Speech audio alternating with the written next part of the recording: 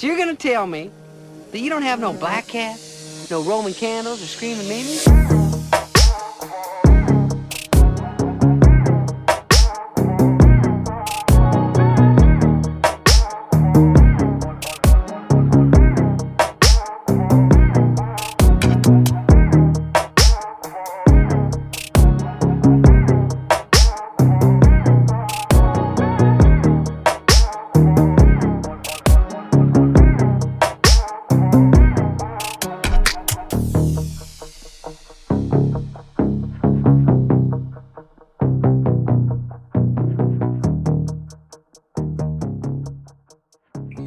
What's up, everybody? Welcome back to BT Willis Garage. Today we're going to learn how to cut an American flag in our lawn. As you just saw a little highlight video of mine, I'm going to teach you every step that you need to get this done along the way.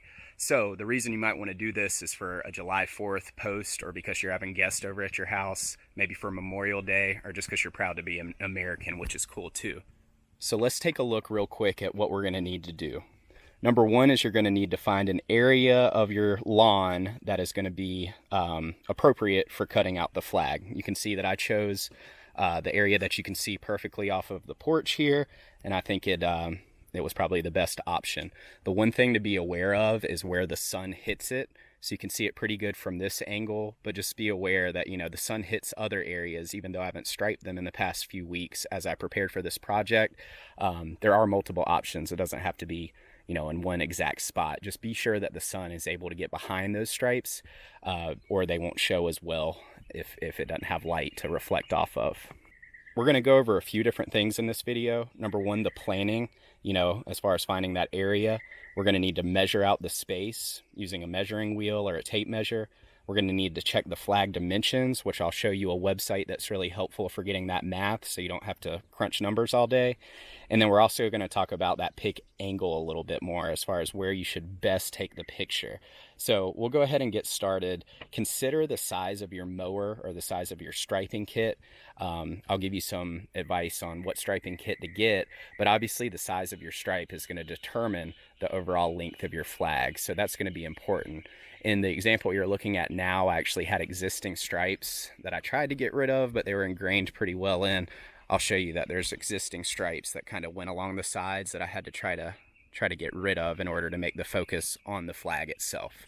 So anyway, that's the plan. I'm going to teach you everything, tell you everything that you need to get. You might have a lot of it already on hand, but I hope this helps somebody be a little extra patriotic for the holiday or just in general. But I appreciate all you guys. Consider subscribing if you like this kind of stuff. I'm up to something like this all the time, and welcome to the channel.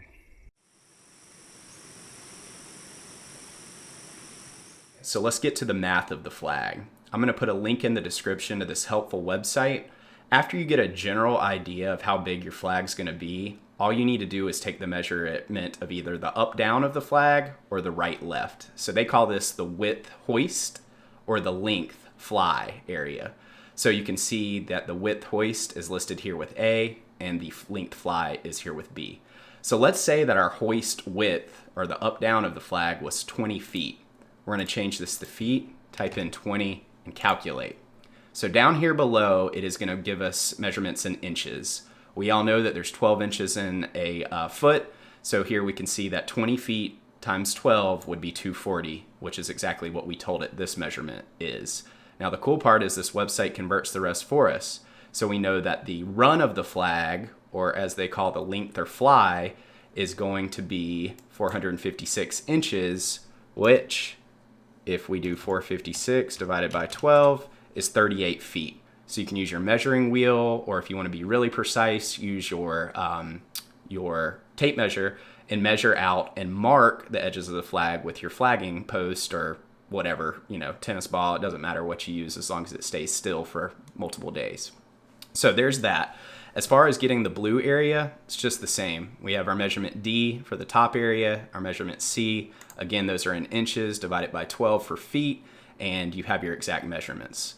The star is even broken out here as well, reflected by K. So we know in this case, our star is going to be at 1 foot 2 inches, 1 foot 3 inches with the little additional math there. So we'll do that as our cutout. But I wanted to show you guys this because I thought it was really helpful for my project.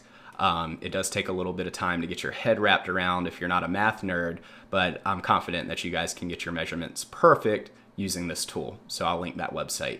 Hope that was helpful.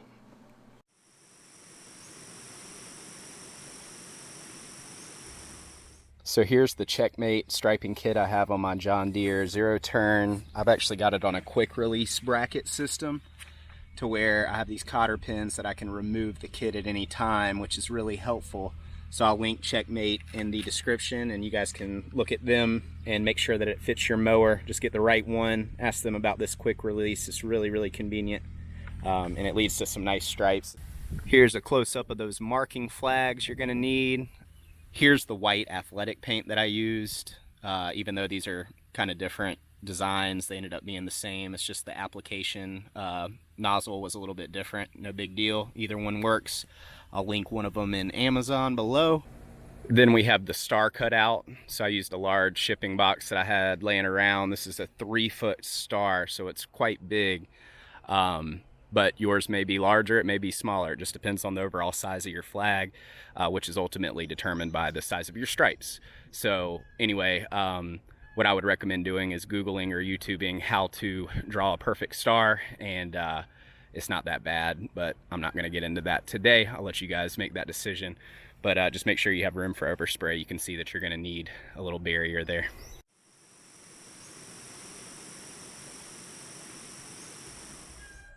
Let's take a quick look at the stripe angles and how the sunlight affects them. You can see that the beginning of the flag is the darker line on this side, and then we have 3 or so lines of white that I did as a border.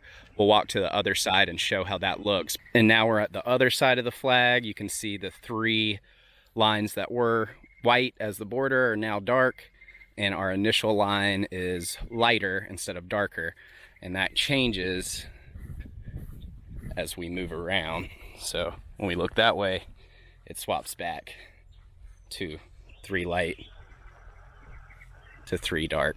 So hope that makes sense for anybody that's kind of new to striping. The most important part of this, guys, is just to be sure that when you're striping, you keep the stripes the same, so you don't have to redo everything a million times. But just be aware, you can't even see the stripes from that angle, but the sunlight, once you get sunlight behind it, and I don't have these well trained in, I stopped doing them like I mentioned, but once you get in the sunlight you can see them. So the angle of your photo, you see that they're going away, the angle of your photo is going to make a huge difference in how well your stripes show up. As you can see, my back deck's right there, so I really wanted it to be nice and visible from the back porch. For the star placement, what I did is looked at an actual flag, and you'll realize that the stars are kind of lined up any direction that you look at them, and that helps get yourself a pack of flags to mark them off. After you get the flags set and straight, then you can start spray painting. Well, ladies and gentlemen, it's been a long day. We got it done. Hope you learned something and can replicate this. Appreciate you checking out the video, and hope I earned a subscribe click or a like or whatever you feel like doing. Thanks for watching BT Willis Garage. Happy July 4th.